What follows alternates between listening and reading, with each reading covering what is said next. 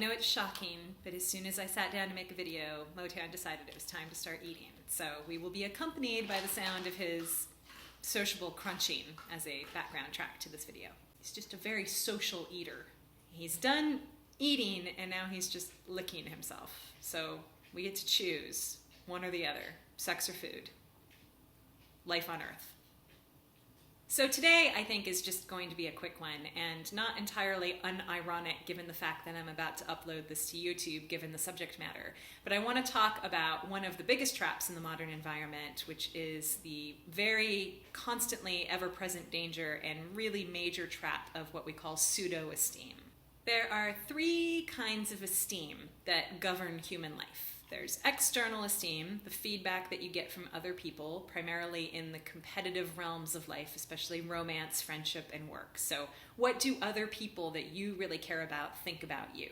It's an incredibly important component of human happiness. You've been told since you were a child it doesn't matter what other people think about you.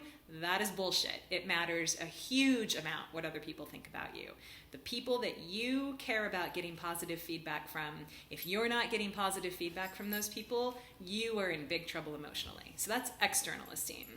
Self-esteem is a process I've talked about in other videos, which is an internal audit of your own experience and your own application of your effort to your competitive goals. That's a whole different deal. You can watch the video that I'll link below for more information on that. That is an inside game over which you have complete control and nobody else can affect your self-esteem. Self-esteem is not Stuart Smalley saying positive affirmations into the mirror that he's good enough and smart enough and doggone it, people like him. It is absolutely a reflection of your effort over time to the competitive problems that confront you. Pseudo-esteem is the third kind of esteem, and we don't talk about it as much as the other two, although we probably should, because in the modern environment, particularly the modern environment of social media, pseudo-esteem has become incredibly relevant to people's life experience and their happiness, and people can really fall into this trap, and it can cause them a lot of distress.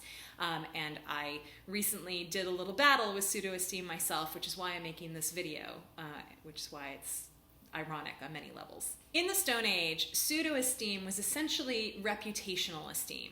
You heard that there was a guy in a neighboring village who was pretty good at something that you needed done. You didn't know this person, you hadn't met him personally, you hadn't evaluated his skills and made your own assessment of value directly, but you trusted the people who said that he had a good reputation, and therefore you extended to him a little bit of esteem credit. This is the original source of pseudo-esteem, and it's completely adaptive and completely makes sense within the Stone Age environment. Nothing wrong with that kind of reputational esteem. We still have this kind of esteem today where people will recommend each other for jobs or recommend each other for friendship or dates or anything else. It's a natural extension of esteem credit that flows back and forth between people based on reputation. Social media is a super normal stimuli that has hijacked this process. So you can think of social media as the pleasure trap for pseudo-esteem. In the modern environment, in the world of social media, pseudo-esteem has become so cheap and abundant as to become meaningless and actually can be quite detrimental. So in the Stone Age, what used to be a very valuable social currency of reputational esteem, and so because it was valuable, we developed all kinds of ways to recognize and assess where we stood in the reputational game. Motown is really trying to get on camera right now. Hi, do you want to say hello? I don't know what you want. You're very handsome. Very good boy. You're a very good boy. Okay, all right. So social media comes on the scene, and this is just an unregulated, free-for-all pseudo-esteem derby. This is a nightmare for human psychology, because not only is it this unregulated sphere of trade and pseudo-esteem, which always had a natural check on it in the Stone Age, because people would actually find out what kind of services and wares you had and how valuable they were. But now it really is just all advertising. It's all advertising, and it's all impression management, which is what I talked about in the self-esteem video and elsewhere, where we are just going to great lengths to to finesse our advertisement and to really manipulate other people's perception of how valuable we are. It's basically what we're spending most of our time doing, when we should be spending most of our time in the self-esteem process, cultivating self-esteem, really focusing on how we can be fine-tuning our diligent approach to our competitive goals. Instead, most people are caught in one version or another of these impression management traps, where they are really just trying to manage other people's perceptions of what they're doing. And this is already a problem, and you add social media to this, and the pseudo-esteem is being received by our little Stone Age brain as incredibly valuable social currency. It is indistinguishable from external esteem as far as our Stone Age brain is concerned, and this is really bad. It's really bad for a lot of reasons, but I'm going to focus on why it's particularly bad for agreeable people, of which I am one. So you put yourself out there in the pseudo-esteem realm in social media, and you get a lot of positive feedback for whatever it is that you're offering. And this is like crack cocaine. It is a flood of external esteem. And everyone has experienced this, even if they've posted a photo on Instagram. It exists at all kinds of levels of the continuum. Anytime that you present yourself in the public sphere to receive pseudo-esteem, you will get some pseudo-esteem. And so this becomes a really addictive, powerful process. The problem is, now that we know what we know about personality from other videos where I've talked about this, and Dr. Lyle and I both lecture on this all the time, personality is genetically determined and incredibly immutable, and one of the dimensions of personality is agreeableness. And so there are agreeable people, there are disagreeable people. Disagreeable people, left of average on the bell curve of the agreeable dimension, those are the people causing all of the trouble. The further down the disagreeable bell curve you go, when you get to the bottom 25% or so, those are the hyper disagreeable people, and these are the trolls. That's what trolls are they are super disagreeable people. And even if they're not completely a troll, they are still not happy about anything. They're still upset that you exist, and they're going to tell you about it. They're going to tell you every way in which they think that you are not that great, and you have failed them, and you just suck. So the toll that you pay to harvest all of that wonderful flood of happy pseudo-esteem that you get from putting yourself out on social media, which is 90% good because most people are not motivated. It's just really the most disagreeable people who are motivated to talk shit about you. Most people are not. Even if they don't like you that much, unless they are disagreeable jerks, they're not going to say anything. So almost all pseudo-esteem is positive. But you were paying a toll for playing the pseudo-esteem game, for crossing that bridge, and you were paying that toll to the troll who lives under the bridge. And that troll is going to cash the check.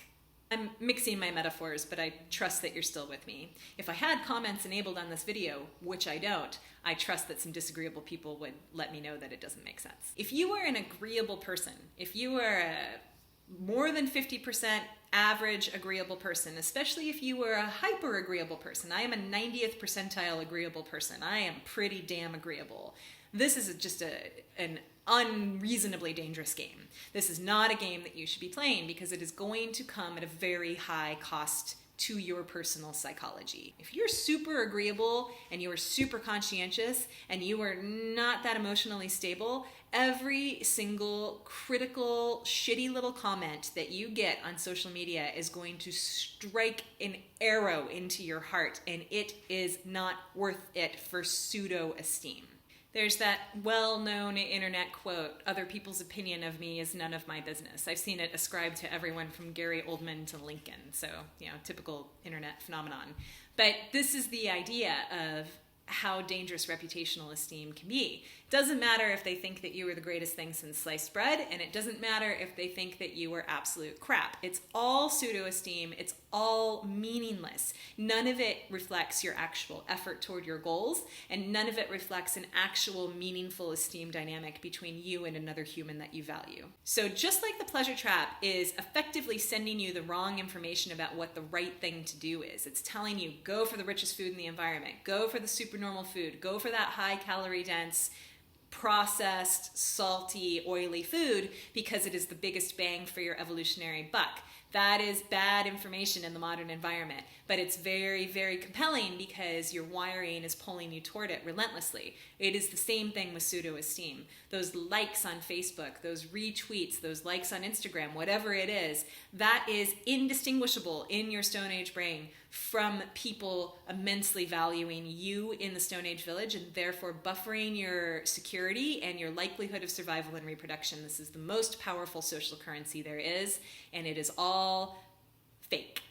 I am as susceptible as anyone to both the pleasure trap and pseudo-esteem, and as much as I kind of try to cut pseudo-esteem off at the pass in the most obvious ways, i.e. I don't have comments enabled on YouTube, I don't put myself out there in a really significant way on social media, I am out there to some degree, and I will get pulled in if I am the subject of discussion in an internet forum, which will happen from time to time, and it can be devastating. If people are talking shit about me, it doesn't matter that 90% of them think I'm great, which doesn't, it's usually more like half and half, but it doesn't matter how many people think I'm great.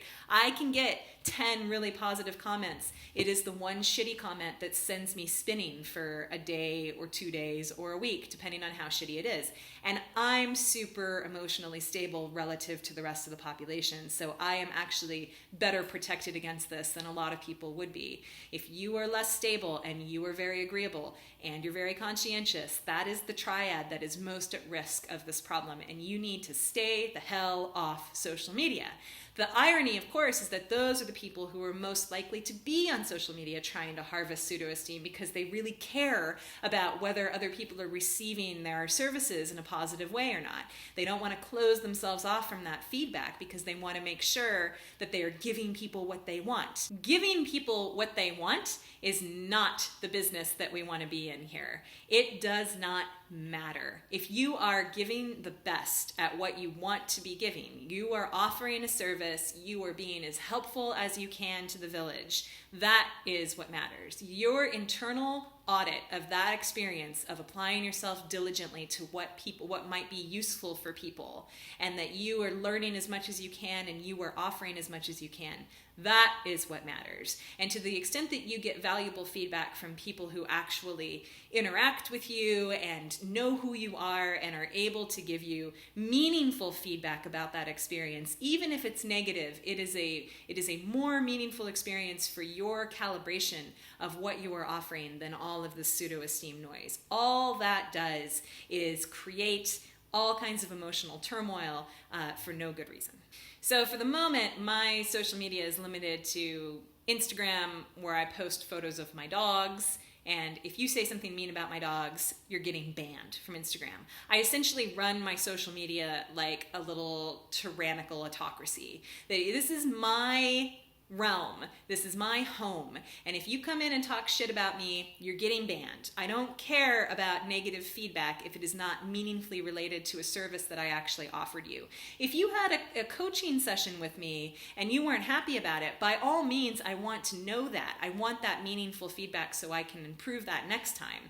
But I do not need anonymous or quasi-anonymous feedback from people who don't even know who I am and don't really know what I have to bring to the table. That is just dangerous for my own personal psychology, and I will keep it at bay as much as possible. So this is what we need to do, and it's all the more urgent for your personal joy and well-being if you have these personality liabilities, which I do to some degree, of agreeableness and conscientiousness and emotional instability. Those are the things that are really going to make this hurt even more for you, and so you need to buffer yourself from them even more resolutely and ruthlessly. This is what we really mean when we talk about changing your environment for the kind of person that you are. If you are that kind of person, if you have a couple or all of those characteristics, it is really important for your happiness to stay the hell off of social media, or at least to stay off of social media in a way that might make you vulnerable.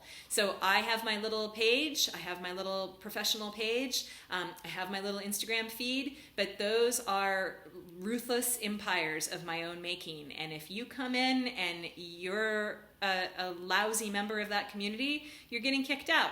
I have seen so many people, particularly women, really get into this trap if they're starting a new business, or they're just putting themselves out there in some new capacity where they get a taste of the positive pseudo-esteem, and it is so rich and so good and so powerful, and it's just hitting all of those survival and reproduction circuits so hard that they are willing to run the risk of the negative feedback, and then they inevitably wind up getting some, and it is devastating. So this is not a calculation that is worth it to a lot of people, and I just thought I would offer that today as a word of advice for those of you who have this environmental personality conflict, and I take it for what it's worth. If you don't like it, I don't want to hear about it.